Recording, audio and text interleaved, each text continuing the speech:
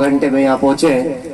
एक गांव में ऐसा कार्यक्रम देखकर बहुत खुशी हुई जिसमें महिला, छोटे छोटे बच्चे ज्यादा संख्या में और हमारे युवा साथी जो कार्यक्रम करते तो है लेकिन ज्यादा टिकते नहीं है, बैठते नहीं है। तो उनसे निवेदन है थोड़ा आके बैठ जाए। इधर जो आइड साइड घूम रहे हैं वो थोड़ा बच्चों को देख ले, ये दिन भर से यही बैठे भूखे प्यासे।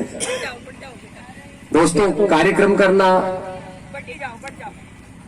जो करते हैं वही जानते हैं। आदिवासी समाज में एक कहावत है, जौने को चीज जाने तो चो कोरे चुत जाने। कोतरा मानसे काजे कोने जानू, कोसा कोसा तैयार करनू, काय काय कहूं तीना काजे कोणीन कार्यक्रम छे के नीचे आवनु पड़से। कहा रे? अरे तू ते नेतागिरी करू। नहीं नहीं नहीं, नेतागिरी नहीं करो। हम भगवान बिरसा मुंडा पली जयंती कोची मनावने मुंडरिया होसा कोई कोई नहीं भेला कर रहा मानसे का जने तो इतनी बार पोसुन नहीं। तो जो कार्यक्रम करते हैं उनको बड़ी तकलीफ होती होगी कि हमने बड़ी मुश्किल से एक हफ्ते की मेहनत करने के बाद इतने लोगों को एक मंच दिया, इकट्ठा किया और 2 घंटे भी नहीं लग रहे और लोग उठ के जा रहे हैं। अब माफी चाहूंगा कि मैं खुद ही लेट आया हूं तो मैं ज्यादा ताने नहीं मार सकता हूं, लेकिन ये ताने इसलिए थे कि पीछे उधर ज्यादा दिख रहे हैं खिचड़ी वाली जगह पे और इधर कम दिख रहे, इसलिए मैं बोल रहा था। यदि मेरी बात जा रही है वहां तक सुनाई दे रही है आवाज तो वो लोग आ जाए।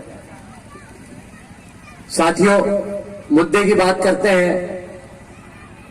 हम जिस कार्यक्रम को मना रहे हैं वो साप्ताहिक कार्यक्रम है और साप्ताहिक कार्यक्रम एक ऐसे व्यक्ति के लिए, एक ऐसा इंसान जो पैदा तो हुआ था इंसान के रूप में, आम आदमी के रूप में, आदिवासी समाज में, जैसा हम पैदा हुए, आप सब पैदा हुए, वैसे ही आम व्यक्ति, ऐसी माताओं की कोख से पैदा हुआ, ऐसे ही हमारे पिताजी, ऐसे ही बच्चों की तरह वो पला बड़ा।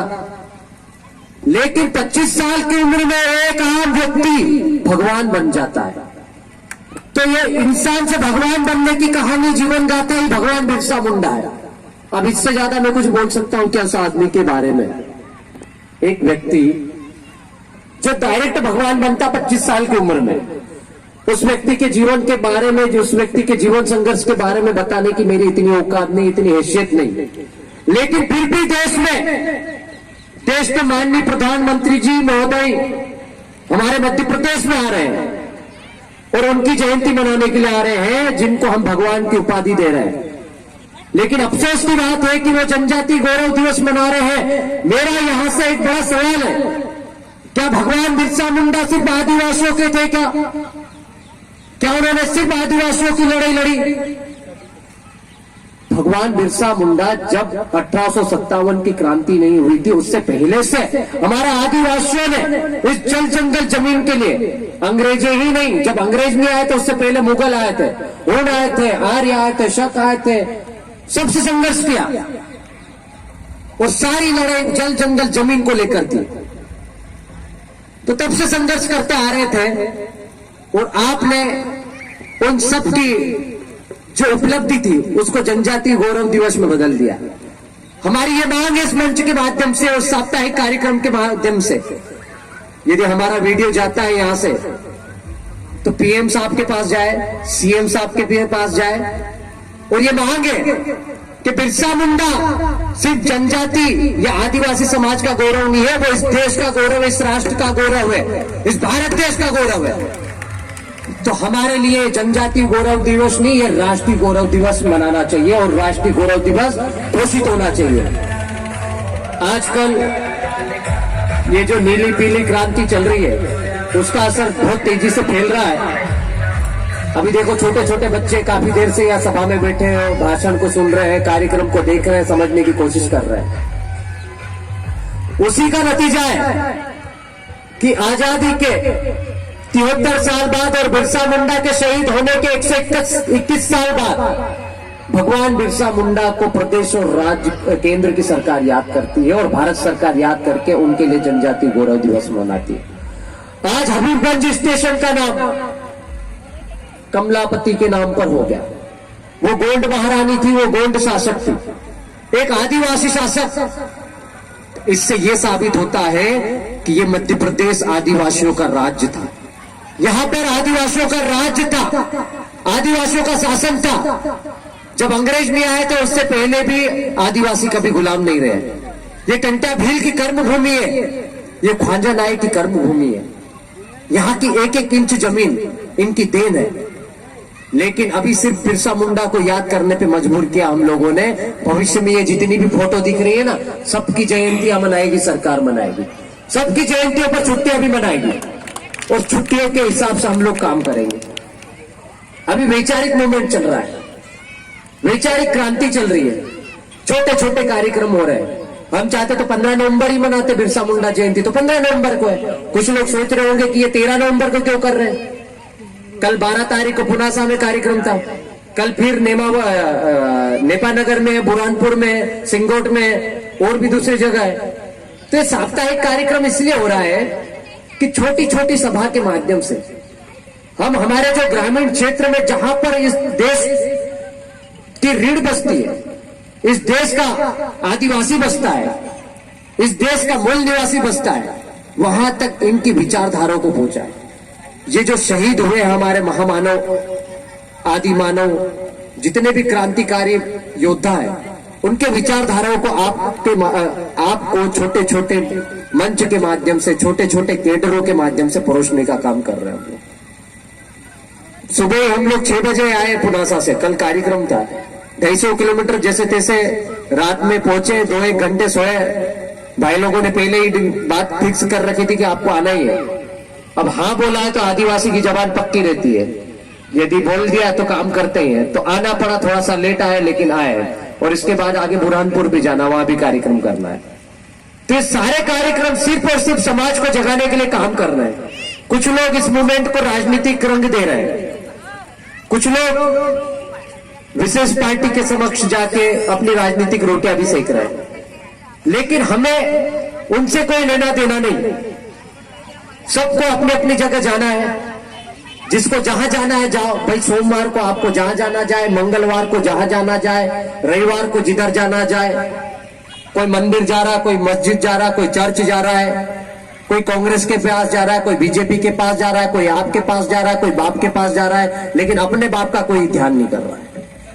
तो हमारा यही उद्देश्य है कि आप जाओ कहीं भी, लेकिन हमारी संस्कृति, सभ्यता, परंपरा को बचा के रखना है आपको। अभी हमारे वरिष्ठ एक दादा बोल के गए, बोले आदिवासियों को आरक्षण, उनका प्रतिनिधित्व इसलिए मिला है कि उनकी विशिष्ट संस्कृति, सभ्यता, परंपरा है। कुर्राटी मारते सिर्फ आदिवासियों को आती है, वेरते हमारे आदिवासी डाली माई माई को आती है, काकी भाभी को आती है। बाजार की औरतों को अभी लाके दिया खेलने के लिए, पीछे बोरनी लाके खड़ी कर दो, उसको पकड़ते ही नहीं आए। लेकिन हमारी माता बहन है, आगे हमारा पुरुष चलता है, पिता चलता है, काका चलता है, भाई चलता है, तो पीछे हमारी बहनें चलती है। वो वेरनी पकड़ती है, कितना अनाज डालना है उस वेरनी में उसी को मालूम है, बाजार वाली को नहीं मालूम है।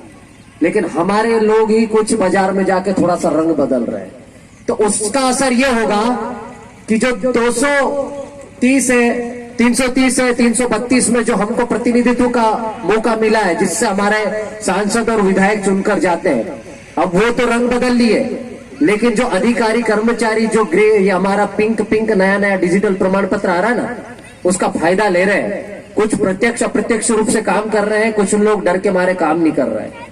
आप काम करो, सामाजिक मूवमेंट को बढ़ाओ नहीं बढ़ाओ वो आपके ऊपर है, लेकिन समाज की संस्कृति, सभ्यता, परंपरा को बचाना आपका दायित्व है। यदि ये नहीं बचती है तो निश्चित रूप से आप ही इस समाज के सबसे बड़े दुश्मन बनोगे भविष्य में।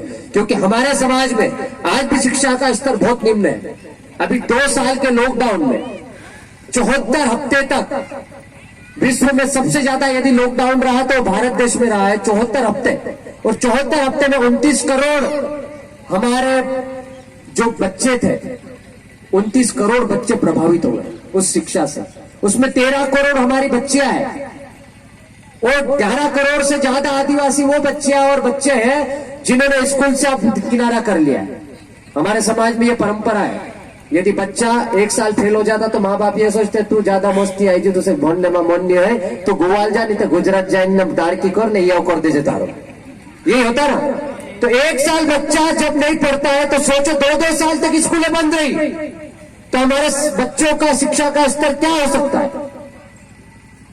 हम आईएएस बनने की बात कर रहे हैं, हम डिप्टी कलेक्टर बनाने की बात कर रहे हैं, आपको आईपीएस बनाने की बात कर रहे हैं। क्या ऐसे ही बन जाओगे क्या बेरनी लेके गुजरात जाके, महाराष्ट्र जाके मजदूरी करते टगारी पावड़ा उठा के आप आईएएस आईपीएस बनोगे?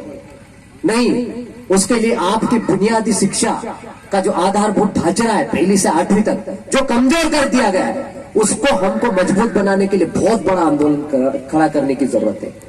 क्योंकि आपका बेसिक, आपका नींव, या कुछ कारीगर लोग भी होंगे जब घर बनाते हैं पेल गोड्डू खोदे वारो नींव में हमारा डाला डाला माणसो उतरा उतरा मोटला दोगड़ा लाइन नाखतेला पेल नाखतेला नहीं, नींव वारो मजबूत होणु आईन पुरिया ओडी ओडी कीचड़ी लाइन भर दे, सीसी बनाई दे, सीमेंट डायरेक्ट, तो नींव अभी कमजोर हो।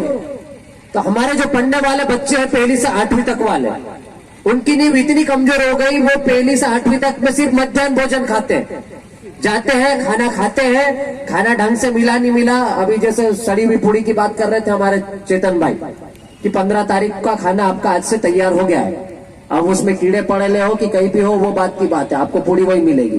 तो आपको ऐसा ही खाना मिलता है मध्याह्न भोजन के रूप में, और जब मध्याह्न भोजन मिलता है नहीं मिलता है, बच्चा जाता है खाना खा के वापस आ जाता है, मास्टर अब एक झापड़ भी नहीं मार सकता है। पहले कांटे सुझा देता था, हाथ सुझा देता था, तो बच्चा डर के मारे पड़ता था। अब बच्चा डरता नहीं, खुल के जाता है, खाना खा के आता है, सीधे ग्वाल जाता है। माँ बाप भी उसको अभी ज्यादा चिल्लाते नहीं है जैसे पहला होता था। तो हम शिक्षा के ऊपर इसलिए बोल रहे हैं क्योंकि एक दादा आए थे इससे पहले, मैं नाम नहीं जानता है, उनने शिक्षा के ऊपर जोर दिया है। और जिस समाज में शिक्षा का स्तर निम्न होता है वो समाज हमेशा गुलामी रहता है, क्योंकि हमको जानकारी नहीं है। जानकारी के अभाव में हम हमारे हक अधिकारों को जान नहीं पा रहे। आज देख लो 3.5% जिनकी जनसंख्या है उनका आईएएस है, उनका आईपीएस है। यहाँ का कलेक्टर कौन है? खरगोन जिले का, बड़वानी जिले का, सब गैर आदिवासी। एक आदिवासी आदमी आया था, उसको साल भर में भगा दिया। तो ट्राइबल जिलों में जहां पर हमको हमारी भाषा वाला आदमी होना चाहिए, जैसे इस गांव में बलगांव में हमारा सरपंच है, आदिवासी है। यदि आपको सुबह जाके उससे काम लेना होगा तो एक अनपढ़ आदमी हमारे डाली माई भी जाके बोल देगी कि सरपंच साहब हमरे पानी नहीं होय, ट्यूबवेल करानु छे कि कुटीर करानु छे, वहां हेडपंप करानु छे, खोरांजो नहीं है, स्कूल नहीं है, ऐसा आदिवासी भाषा में बोल सकती ना। लेकिन जब ये डाली माई हमारी एक कलेक्टर जो गैर आदिवासी है, जो 244 एक नहीं जानता, 13(3) का रूढ़िगत ग्राम सभा को विधि का बल है ये नहीं जानता है, यहाँ की भीली भाषा को नहीं जानता, यहाँ की निमाड़ी भाषा को नहीं जानता है, वो क्या बात करेगा हमारी आदिवासी बहनों से, हमारे आदिवासी व्यक्ति से? यही लड़ाई लड़ रहे हैं आपके यहाँ से गजानन दादा। और वो पहले बार जब जाते हैं तो यही बोलते हैं, वार लो की वार उछारो की, ये परंपरा है हमारी। तो तुम कलेक्टर के सामने कभी जाके पूछ लेना वारों के कलेक्टर साहब, तो वो समझेगा नहीं। तो हमारे क्षेत्र में भी ऐसे ही लोगों की भर्तियां होना चाहिए। और वो कब होगी? जब हमारा व्यक्ति उस स्तर की शिक्षा लेगा। अभी शिक्षा का स्तर हमारा पूरा पंगु हो गया है, सीसेट लागू हो गया है। आईएएस आईपीएस वो लोग बनते हैं जिनका बेसिक मजबूत होता है, जिसकी नींव मजबूत होती है।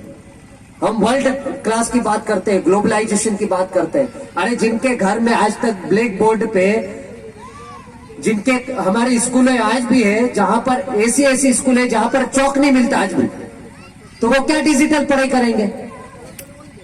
अभी लॉकडाउन में ऑनलाइन पढ़ाई चल रही थी, हमारे बच्चों के पास कंप्यूटर है क्या? हमारे बच्चों के पास लैपटॉप है क्या?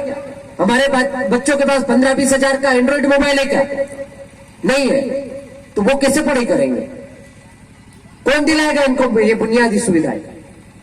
आप ग्लोबलाइजेशन की बात कर रहे हो, इस गांव में क्या हो रहा है, यहाँ पर कौन सी भाषा बोली जाती है, कहां पर स्कूल खोलना है, कहां पर खरंजा बनाना है, वो वहां से एसी में बैठ के डिसाइड नहीं होना चाहिए, वो यहाँ पर आके पता होना चाहिए। और यहाँ के जनप्रतिनिधि, लोकल सरपंच, लोकल पटेल, यहाँ के स्थानीय विधायक, सांसद के माध्यम से ये बात वहां तक जाना चाहिए और उसके माध्यम से स्कीम बननी चाहिए, वो योजनाएं बननी चाहिए।